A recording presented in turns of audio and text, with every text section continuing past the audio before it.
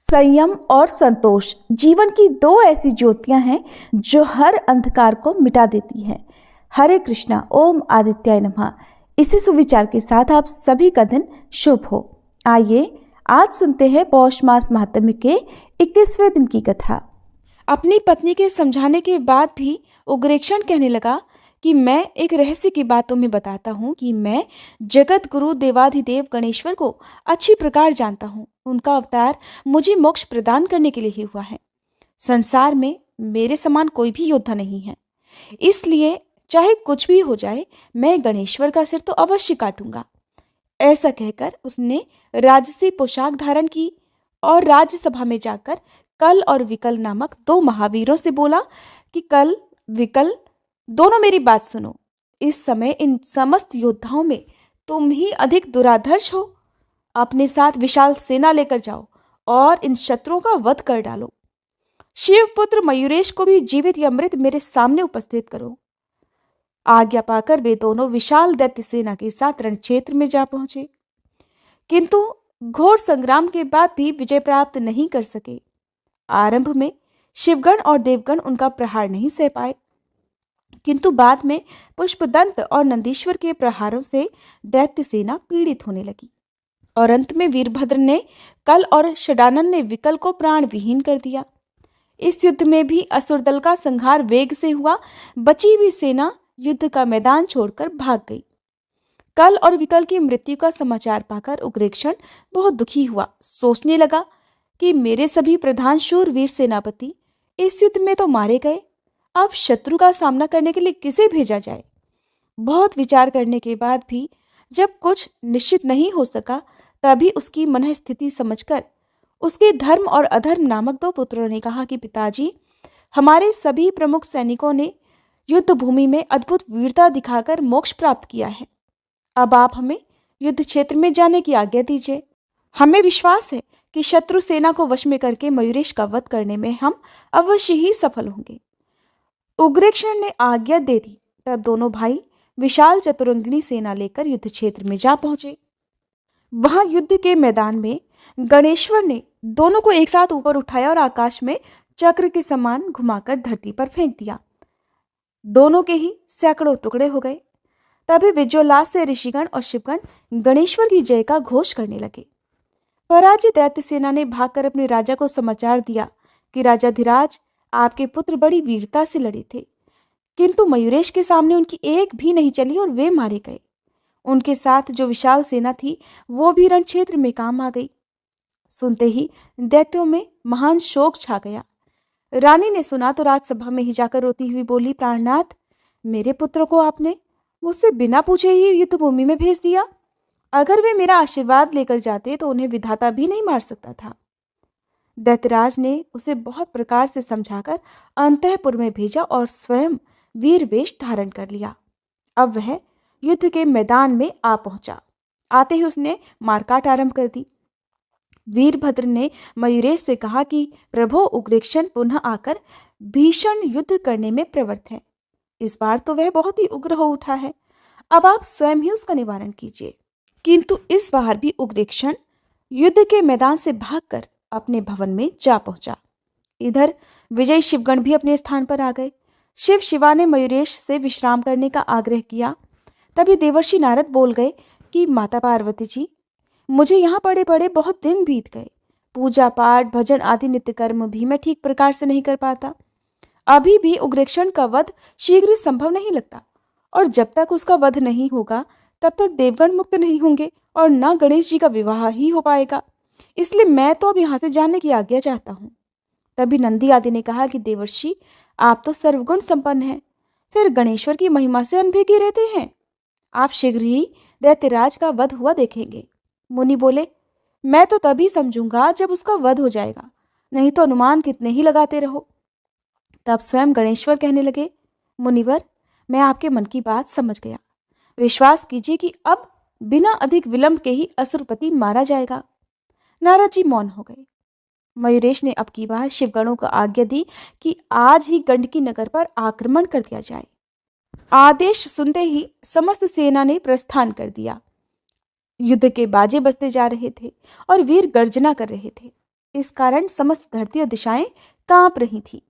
समस्त सेना बड़ी तेजी से गंडकी नगर में जा पहुंची और मयूरेश के चारों गण राक्षस राज के दुर्ग पर जा चढ़े। इस समाचार को सुनते ही उग्रेक्षण कांप उठा।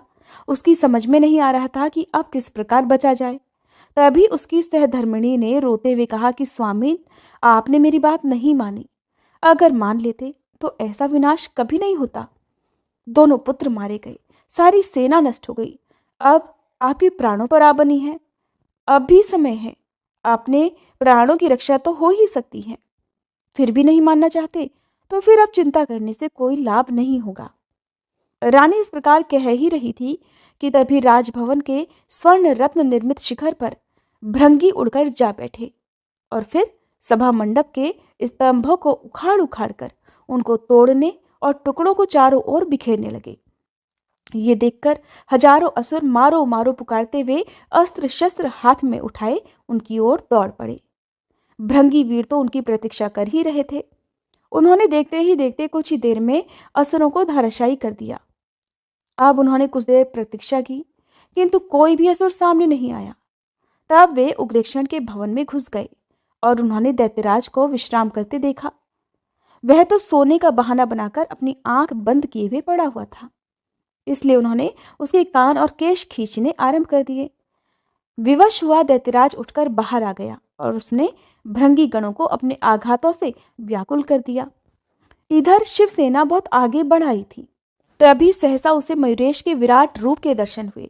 उनका मस्तक अंतरिक्ष में, चरण पाताल में और कान सभी दिशाओं में फैले हुए थे। उनके 1000 मस्तक, 1000 नेत्र, 1000 हाथ और इतने ही चरण थे। इस रूप के दर्शन करके उसे भगवान भास्कर के वे वचन याद आ गए, जिसके अनुसार ऐसे ही दिव्य पुरुष के द्वारा उसकी मृत्यु होनी थी। वो समझ गया कि अब अंतकाल निकट है। फिर भी उसने समर्पण की अपेक्षा युद्ध करना ही उचित समझा और भयानक अस्त्रों से प्रहार करने लगा। किंतु मयूरेश ने उसके सभी शस्त्र अस्त्र काट गिराए। अब वे मयूर से उतरे और उन्होंने पवित्र जल से आचमन करके अमृत बीज युक्त मंत्र का जप करते हुए अत्यंत तेजस्वी परशु को अभिमंत्रित किया और दैत्यराज के सामने जाकर उसकी नाभि पर प्रहार कर दिया। तब अपने घोर शब्द द्वारा तीनों लोकों को गुंजाता हुआ वह परशु नाभि में जा घुसा, जिससे अमृत स्थली ध्वस्त हो गई और वह तुरंत धाराशायी हो गया। दैत्यराज के मरते ही चारों ओर उल्लास छा गया। मुनिगण, देवगण आदि सभी निर्भय हो गए। आकाश में अप्सराएं नाचने और पुष्प वर्षा करने लगी। सभी दिशाएं स्वच्छ हो गईं, धरती फूल उठी। देवता, ऋषि, मुनि आदि सभी मयूरेश की स्तुति करने लगे। हे गजानन, हे गणराज, वस्तुतः हम आपके योग्य सुंदर स्तवन में समर्थ नहीं हैं। आप समस्त गुणों के भंडार और संपूर्ण विश्व के प्रेम पात्र हैं। आपके गुणों का वर्णन करने की हमें शक्ति नहीं है। आपका संसार रचना का क्रम समुद्र के समान अपार और अकथनीय है। हे प्रभु, आपने अपने वचन का निर्वाह कर दिया और समस्त दैत्यों का संहार कर देवताओं और ऋषि मुनियों को सुखी बना दिया। इस प्रकार स्तुति करके देवगण अपने धाम को चले गए। इधर अपने पुत्र मयूरेश के द्वारा दैत्यराज के मरने का समाचार सुनकर माता पार्वती अत्यंत आनंदित हो गई। शिवजी के साथ वे तुरंत ही अपने पुत्र के पास पहुंची और उन्हें अपने हृदय से लगा लिया। शिवगण मयूरेश्वर का जय घोष करने लगे। उग्रेक्षण की मृत्यु का समाचार मिलते ही इधर उसके माता पिता छाती पीटने लगे। रानी के करुण क्रंदन से दैत्य नगरी में चारों ओर शोक छा गया। अब दैत्यराज के लिए चंदन की चिता तैयार की गई और रानी भी अपने पति के साथ सती हो गई। इसके बाद उग्रेक्षण के पिता चक्रपाणि उस नगरी के राजा हुए। विष्णु आदि सभी देवताओं को मुक्त कर दिया तथा भगवान मयूरेश की सेवा में उपस्थित होकर उनकी स्तुति की और फिर निवेदन किया कि प्रभु, आप ही समस्त चराचर में विश्व के उत्पत्ति, पालन और संहार करता है। आपकी माया से मोहित हुए जीव आपको जान नहीं पाते। आज आपके दर्शनों का सौभाग्य हमें प्राप्त हुआ है। इस कारण हमारा जीवन सफल हो गया है। मयूरेश ने प्रसन्न होकर कहा, राजन, तुम्हारे पुत्र को मैंने विवश होकर मारा है, परंतु उसे मोक्ष की प्राप्ति हो गई है। मैं तुम पर प्रसन्न हूं, इसलिए इच्छित वर मांग लो। सुनकर चक्रपाणि बोले, नाथ, अगर आप प्रसन्न हैं तो मेरे भवन और नगर को पवित्र करने की कृपा कीजिए। प्रार्थना सुनकर मयूरेश अपने गणों के सहित गंडकी नगर में पधारे। फिर वे स्वर्ण रत्न निर्मित भव्य सिंहासन पर विराजमान हुए अत्यंत शोभायमान लगने लगे। राजा चक्रपाणि ने मयूरेश का पूजन किया और स्तुति करते हुए बोले, नाथ, आज मेरा जीवन, मेरा भवन, नगर और सभी प्रजाजन धन्य हो गए। जिन परमात्मा के दर्शन अनेक जन्मों में तपस्या करके भी ऋषि महर्षिगण प्राप्त नहीं कर पाते, उनके मुझे साक्षात दर्शन हो रहे हैं। तभी भगवान मयूरेश की माया से मोहित हुए इंद्र ने कुपित होकर कहा, राजन, तुमने सब बड़े बड़े देवताओं की उपस्थिति में एक बालक की प्रथम पूजा करके अपनी मूर्खता का परिचय दिया है। सुनकर चक्रपाणि बोले, देवराज, यद्यपि आप रुद्र, सूर्य, वायु, वरुण, कुबेर, अग्नि आदि समस्त देवताओं को मेरे पुत्र ने हरा दिया। उसके भय से समस्त देवता, सिद्ध, गंधर्व, ऋषि मुनि यहाँ वहां छिपे रहे। भगवान विष्णु तक अपने अनुयायी देवताओं सहित बंदी बना लिए गए, किंतु भगवान मयूरेश ही समस्त वीरों सहित मेरे पुत्र का संहार करने में समर्थ हुए हैं। उन्होंने उसके यहाँ बंदी बने हुए देवताओं को मुक्त कराया। इस कारण मैं तो इन्हीं को प्रथम पूजा का अधिकारी समझता हूँ। इंद्र का समाधान न हुआ देखकर मयूरेश ने घोर गर्जन किया, जिससे समस्त ब्रह्मांड कांप उठा। ऐसा लगा मानो ब्रह्मांड विदीर्ण हो जाएगा। उससे असंख्य प्राणी मूर्छित हो गए। सूर्य के समान प्रकाश से विश्व व्याप्त हो गया और उसके बाद देवताओं ने मयूरेश के रूप में 10 भुजी गजानन भगवान के साक्षात दर्शन किए। फिर तुरंत ही 10 भुजी गजानन के स्थान पर मध्य में पद्मासन पर विराजमान वक्रतुंड, अग्निकोश में शिवजी, नैऋत्य में सूर्य, वायव्य में पार्वती जी और ईशान कोण में बैठे हुए भगवान नारायण के दर्शन हुए। इससे समस्त देवगण भ्रमित हो गए। तभी आकाशवाणी हुई, परमपिता परमात्मा गजानन ही 5 रूपों में प्रकट होते हैं। ये सभी विघ्नों के नाशक तथा देवता, मनुष्य, यक्ष, राक्षस और नाग सभी के पूज्य हैं। केवल इनकी पूजा से ही समस्त देवों की पूजा संपन्न हो जाती है। इसलिए भेद बुद्धि का त्याग करना ही उत्तम है। तभी सब देवताओं ने भगवान मयूरेश्वर के ओंकार रूप के दर्शन किए, जिससे उनका भ्रम तुरंत ही दूर हो गया और सब ऊंचे स्वर से मयूरेश की जय बोलने लगे। फिर सब देवताओं ने उनका श्रद्धा भक्ति सहित पूजन किया। राजा चक्रपाणि ने भी उनका षोडशोपचार पूजन कर स्तुति की। इसके बाद नारद जी ने कहा कि भगवान मयूरेश ने प्रतिज्ञा की थी कि समस्त देवताओं को बंधन मुक्त कराने के बाद ही विवाह करूंगा। आज उनकी यह प्रतिज्ञा भी पूरी हो गई है। इसलिए अब सिद्धि बुद्धि का विवाह इनके साथ होना शेष है। इसलिए कमलोद्भव ब्रह्मा जी शीघ्र उस कार्य को भी संपन्न कर दें। ब्रह्मा जी प्रसन्न हुए। उन्होंने अपनी दोनों पुत्रियों का विवाह मयूरेश के साथ कर दिया। फिर विदा करते हुए हाथ जोड़कर निवेदन करने लगे कि प्रभो, आज मेरी अभिलाषा पूरी हो गई।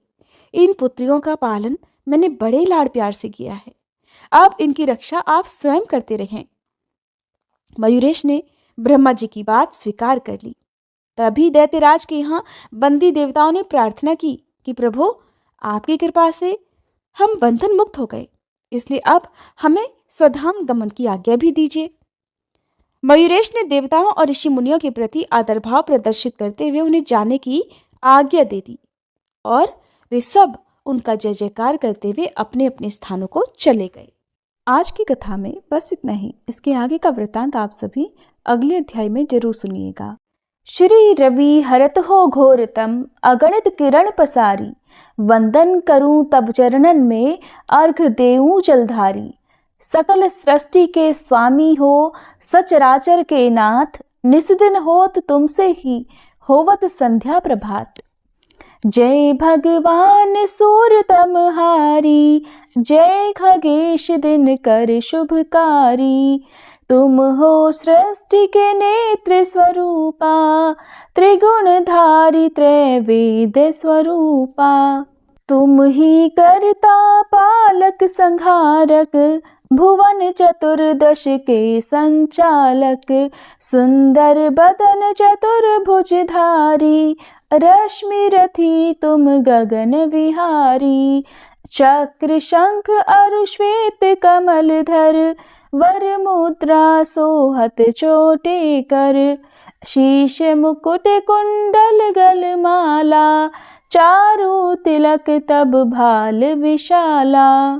सप्त अश्वरथ अति द्रुतगामी, अरुण साथी गति अविरामी, रक्त वरुण आभूषण धारक, अति प्रिय तोहे लाल पदारथ। सर्वात्मा कहे तुम्हें ऋग्वेदा, मित्र कहे तुमको सब वेदा, पंचदेवों में पूजे जाते, मनोवांछित फल साधक पाते। द्वादश नाम जाप उद्धारक, रोग शोक अरु कष्ट निवारक। माँ कुंती तब ध्यान लगायो, दानवीर सूत कर्ण सो पायो। राजा युधिष्ठिर तब जस गायो, अक्षय पात्र वो वन में पायो। शस्त्र त्याग अर्जुन अकुरायो, बन आदित्य हृदय से पायो। विंध्याचल तब मार्ग में आयो, हाहाकार तिमिर से छायो। मुनि अगस्त गिरि गर्व मिटायो, निज तप बल से विंध्य नवायो। मुनि अगस्त तब महिमा गाई, सुमिर भये विजयी रघुराई। तोहे विरोग मधुर फल जाना, मुख में ली नहीं तोहे हनुमाना। तब नंदन शनिदेव कहावे, पवन के सूत शनि तीर मिटावे। यज्ञ व्रत स्तुति तुम्हारी कीन्ही, भेंट शुक्ल यजुर्वेद की दीन्ही। सूर्यमुखी खरितर तब रूपा, कृष्ण सुदर्शन भानु स्वरूपा। नमन तोहे ओंकार स्वरूपा, नमन आत्मा अरुकाल स्वरूपा।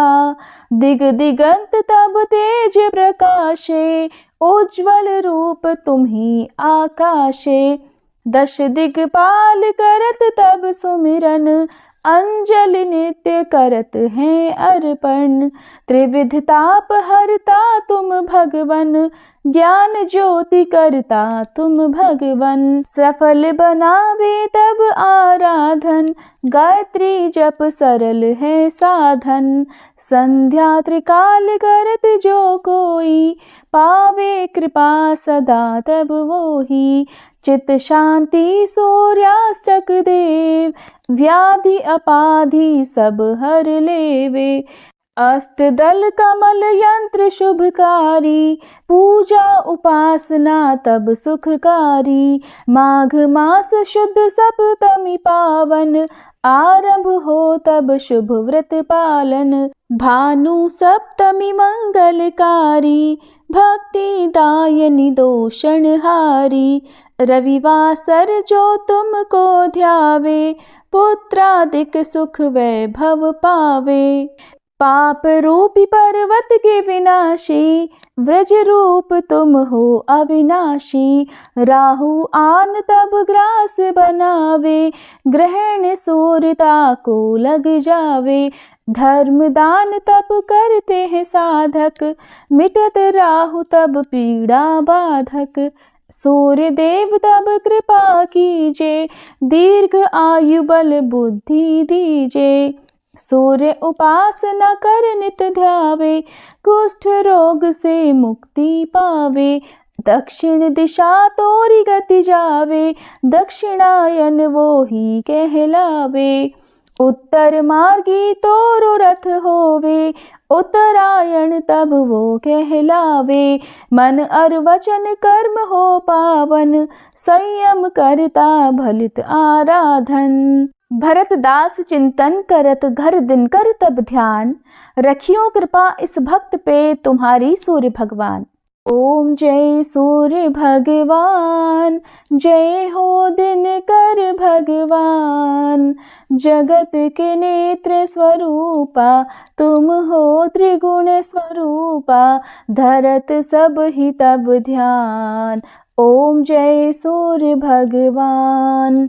सारथी अरुण है प्रभु, तुम श्वेत कमल धारी, तुम चार भुजाधारी। अश्व है सात तुम्हारे, कोटि किरण पसारे, तुम हो देव महान। ओम जय सूर्य भगवान। उषा काल में जब तुम उदयाचल आते, सब तब दर्शन पाते।